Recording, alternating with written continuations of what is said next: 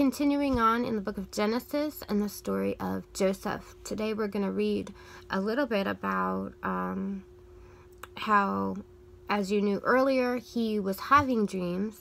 Now he's going to start interpreting dreams. So let's check it out and see what's going on. Chapter 40. Sometime later, Pharaoh's chief cupbearer and chief baker offended their royal master. Pharaoh became angry with these two officials, and he put them in prison where Joseph was, in the palace of the captain of the guard. They remained in prison for quite some time, and the captain of the guard assigned them to Joseph, who looked after them.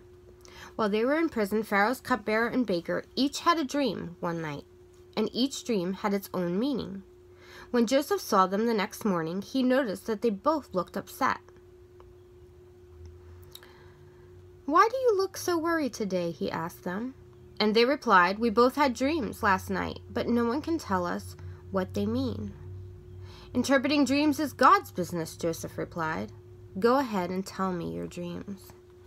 So the chief cupbearer told Joseph his dream first. "In my dream," he said, "I saw a grapevine in front of me. The vine had 3 branches that began to bud and blossom, and soon it produced clusters of ripe grapes.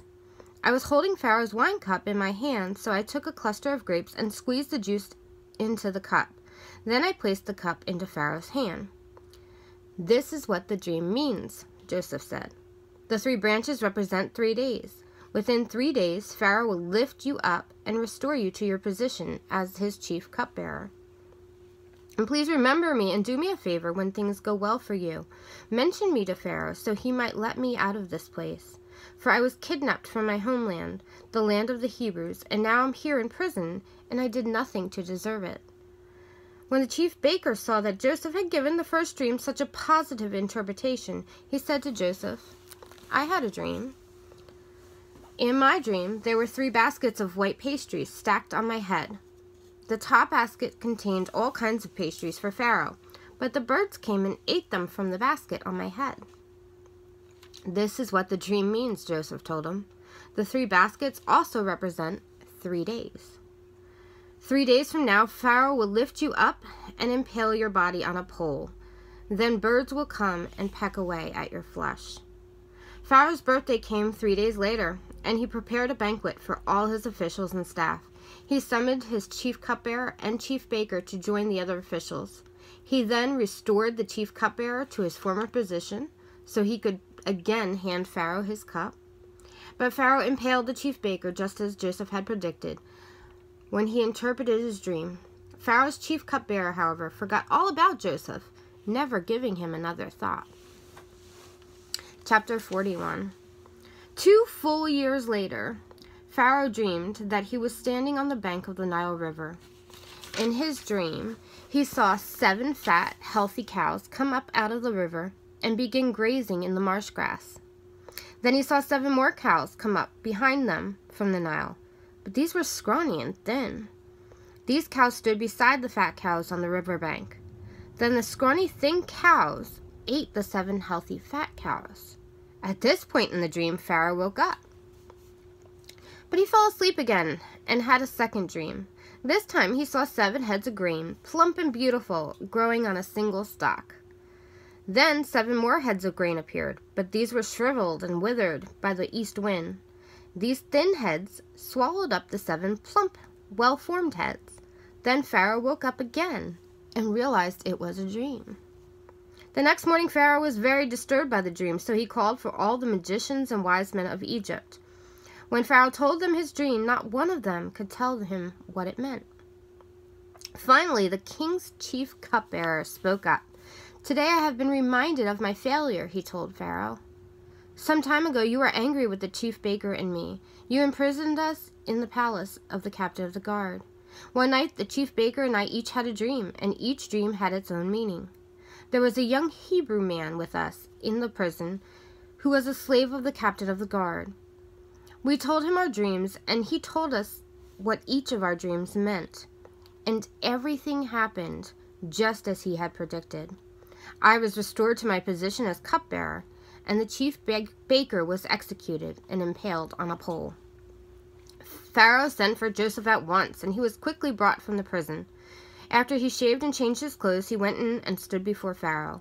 Then Pharaoh said to Joseph, I had a dream last night, and no one here can tell me what it means.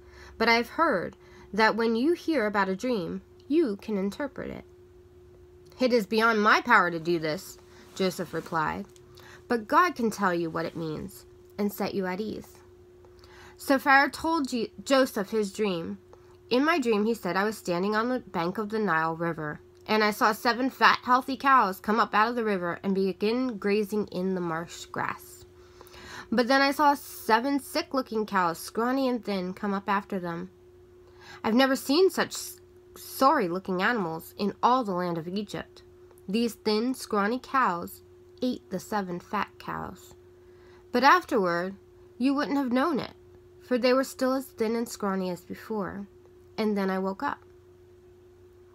Then I fell asleep again, and I had another dream. This time I saw 7 heads of grain, full and beautiful, growing on a single stalk. Then 7 more heads of grain appeared, but these were blighted, shriveled, and withered by the east wind. And the shriveled heads swallowed the 7 healthy heads. I told these dreams to the magicians, but no one can tell me what they mean. Joseph responded, both of Pharaoh's dreams mean the same thing. God is telling Pharaoh in advance what he is about to do. The 7 healthy cows and the 7 healthy heads of grain both represent 7 years of prosperity. The 7 thin, scrawny cows that came up later and the 7 thin heads of grain withered by the east wind represent 7 years of famine. This will happen just as I have described it, for God has revealed to Pharaoh in advance what he is about to do. The next 7 years will be a period of great prosperity throughout the land of Egypt. But afterward, there will be 7 years of famine so great that all the prosperity will be forgotten in Egypt. Famine will destroy the land. This famine will be so severe that even the memory of the good years will be erased. As for having 2 similar dreams, it means that these events have been decreed by God, and he will soon make them happen. Therefore, Pharaoh should find an intelligent and wise man and put him in charge of the entire land of Egypt. Then Pharaoh should appoint supervisors over that land and let them collect 1/5 of all the crops during the 7 good years. Have them gather all the food produced in the good years that are just ahead and bring it to Pharaoh's storehouse. Store it away and guard it so there will be food in the cities. That way there will be enough to eat when the 7 years of famine come to the land of Egypt. Otherwise, this famine will destroy the land. Wow. Joseph's suggestions were well received by Pharaoh and his officials. So Pharaoh asked his officials, can we find anyone else like this man, so obviously filled with the Spirit of God? Then Pharaoh said to Joseph, since God has revealed the meaning of the dreams to you, clearly no one else is as intelligent or wise as you are.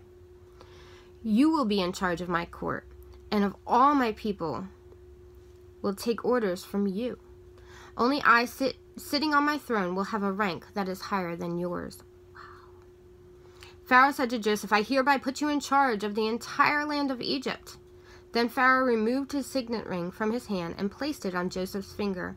He dressed him in fine linen clothing and hung a gold chain around his neck.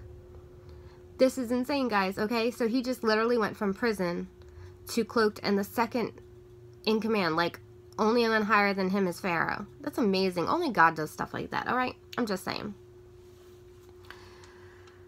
Then he had Joseph ride in the chariot reserved for his second in command, and wherever Joseph went, the command was shouted, kneel down. So Pharaoh put Joseph in charge of all of Egypt. And Pharaoh said to him, I am Pharaoh, but no one will lift a hand or foot in the entire land of Egypt without your approval. Then Pharaoh gave Joseph a new Egyptian name, Zaphenath-Paneah. He also gave him a wife, whose name was Asenath. She was the daughter of Potiphar, the priest of On. So Joseph took charge of the entire land of Egypt. He was 30 years old when he began serving in the court of Pharaoh, the king of Egypt. When Joseph left Pharaoh's presence, he inspected the entire land of Egypt. As predicted, for 7 years, the land produced bumper crops. During those years, Joseph gathered all the crops grown in Egypt and stored the grain from the surrounding field in the cities. He piled up huge amounts of grain like sands of the seashore. Finally, he stopped keeping records because there was too much to measure. During this time, before the first of the famine years, 2 sons were born to Joseph and his wife, Asenath, the daughter of Potiphar, the priest of On. Joseph named his older son Manasseh, for he said, "God has made me forget all my troubles and everyone in my father's family." Joseph named his second son Ephraim, for he said, "God has made me fruitful in this land of my grief." At last, the 7 years of bumper crops throughout the land of Egypt came to an end. Then the 7 years of famine began. Just as Joseph had predicted, the famine also struck all the surrounding countries, but throughout Egypt there was plenty of food. Eventually, however, the famine spread throughout the land of Egypt as well, and when the people cried out to Pharaoh for food, he told them, "Go to Joseph and do whatever he tells you." So with severe famine everywhere, Joseph opened up the storehouses and distributed grain to the Egyptians, for the famine was severe throughout the land of Egypt. And people from all around came to Egypt to buy grain from Joseph because the famine was severe throughout the world. Wow. Okay, so we see how God used Joseph. He remembered Joseph in that prison. And he used even that cupbearer, even though he forgot him at first. He like set that light bulb off in him of like, oh, wow, Pharaoh's having a dream, and the baker and I had a dream, and Joseph knew what it was. Joseph knew what it was about. And in reality, I love how it makes it very clear. It wasn't Joseph interpreting the dream. It was God giving Joseph what the dream meant. It's all about God. It's not about our own. It's just he was obediently responding to the Lord and listening to the Lord, and letting them know what that meant. And we're going to continue on next time to see what happens next. How does did they store enough? Was it enough for the famine? Whatever happened to Joseph's family, his brothers and his dad, and all that stuff? Does he ever see them again? We're going to explore those things when we pick up next time. I love you guys. I hope you're enjoying this journey through Genesis. Bye.